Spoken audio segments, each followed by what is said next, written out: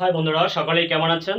আশা করি সকলেই ভালো আছেন। সকলের আশীর্বাদে আমিও ভালো আছি। আজকেদের সামনে আমি হাই বন্ধুরা, সকলেই কেমন আছেন? আশা করি আপনারা সকলেই ভালো আছেন। আপনাদের সামনে আজকে আমি একটি নতুন ক্লাস নিয়ে এসেছি। ক্লাসটি হচ্ছে ফার্স্ট কন্টিনিউয়াস টেন্সের অ্যাফার্মেটিভ। ওকে, তো এরকম ভাবে আমি টেন্সটা শেখাবো, আপনি এই অতটুকু বয়সে বা এই জীবনে এত সুন্দর করে কারো কাছে শেখেন নাই, ঠিক আছে?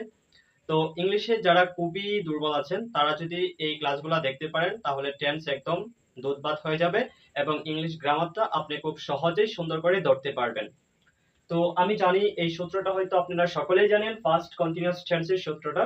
ফার্স্ট কন্টিনিউয়াস টেন্সের সূত্রটা হচ্ছে subject was were verb plus ING plus object.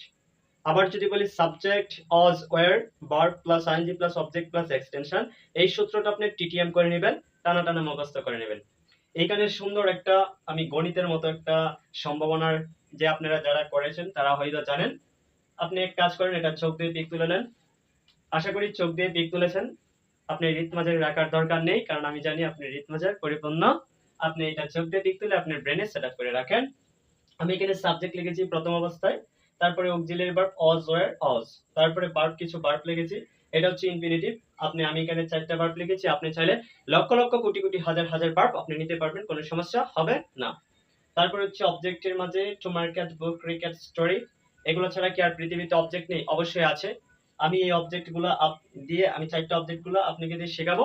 বাদ বাকি অবজেক্ট আপনি ইনফিনিটিভ মানে কি অসীম, মানে আপনার মতো নিজে থেকেই বাক্য গঠন করতে পারবেন। এটা আপনি কিভাবে পড়বেন?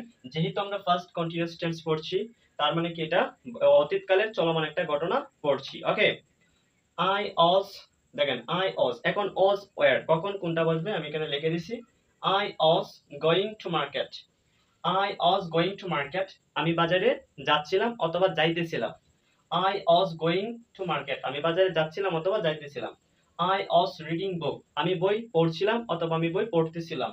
আই অজ প্লেইং ক্রিকেট, আমি ক্রিকেট খেলছিলাম অথবা আমি ক্রিকেট খেলতেছিলাম।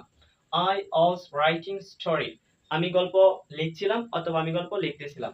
এখন আপনার মতো আপনি নিজে থেকে পার্ট নেন এবং আপনার মতো অবজেক্ট নেন, হাজার হাজার লক্ষ লক্ষ কোটি কোটি বাক্য এক নিমিষেই গঠন হয়ে যাবে। তারপরে দেখেন we were going to market, আমরা বাজারে যাচ্ছিলাম। উই ওয়ার রিডিং বুক, আমরা বই পড়তেছিলাম। উই ওয়ার প্লেইং ক্রিকেট, আমরা ক্রিকেট খেলতেছিলাম। উই ওয়ার রাইটিং স্টোরি, আমরা গল্প লিখতেছিলাম। ঠিক আছে, তারপরে দেখেন you were going to market, তুমি বাজারে যাচ্ছিলে। ইউ ওয়ার রিডিং বুক, তুমি বই পড়তেছিলে। ইউ ওয়ার প্লেইং ক্রিকেট, তুমি ক্রিকেট খেলছিলে। ইউ ওয়ার রাইটিং স্টোরি, তুমি গল্প লিখছিলে। They were going to market, তারা বাজারে যাচ্ছিল। দে ওয়ার রিডিং বুক, তারা বই পড়ছিল। দে ওয়ার প্লেইং ক্রিকেট, তারা ক্রিকেট খেলছিল, মানে সরি খেলতেছিল। ঠিক আছে, তারপরে দেখেন হি ওয়াজ গোয়িং টু মার্কেট, মানে সে বাজারে যাচ্ছিল বা যাইতেছিল। হি ওয়াজ রিডিং বুক, সে বই পড়ছিল বা পড়তেছিল। হি ওয়াজ প্লেইং ক্রিকেট, সে ক্রিকেট খেলতেছিল। ওকে, তো সাগরের জায়গায় আপনি চাইলে যে কারো নাম লিখতে পারেন, কোনো সমস্যা হবে না। সাগর ওয়াজ গোয়িং টু মার্কেট, সাগর বাজারে যাইতেছিল বা যাচ্ছিল। সাগর ওয়াজ রিডিং বুক, সাগর বই পড়তেছিল। Sagar was playing cricket, Sagar cricket খেলতেছিল। Sagar was writing story, Sagar story লিখতেছিল। এখানে আপনি চাইলে আপনার গার্লফ্রেন্ডের নাম অথবা বয়ফ্রেন্ডের নাম, হাজবেন্ডের নাম, যে কারো নাম এখানে লিখতে পারেন, কোনো সমস্যা হবে না। তারপরে দেখেন মাই মাদারের জায়গায় আপনি যে কোনো রিলেটিভ লিখতে পারেন। My father, my daughter, my Son, my uncle, my aunt, my husband, my wife, doesn't matter. Okay, my mother was writing story, আমার মা গল্প লিখতেছিল। এখন দেখেন আমি একটা আমার মতো পার্ট নেই, আমার মা ভাত রান্না করতেছিল। my mother was cooking rice. Okay, আপনাদের সুবিধার্থে এখানে আমি 3টা সেন্টেন্স লিখেছি। I was going to market, আমি বাজারে যাইতেছিলাম। they were reading book, তারা বই পড়তেছিল। সাগর was writing a story, সাগর একটা গল্প লিখতেছিল। যদি আপনাদের এই ক্লাসটা ভালো লেগে থাকে তাহলে অবশ্যই ইংলিশ এসইউ চ্যানেলটা শেয়ার, লাইক, কমেন্ট করবেন।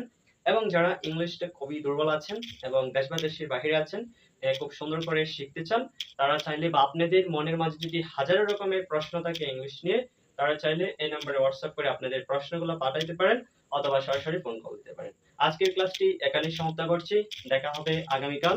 সকলেই ভালো থাকবেন, সুস্থ থাকবেন, আমার জন্য আশীর্বাদ করবেন। Tata, bye bye.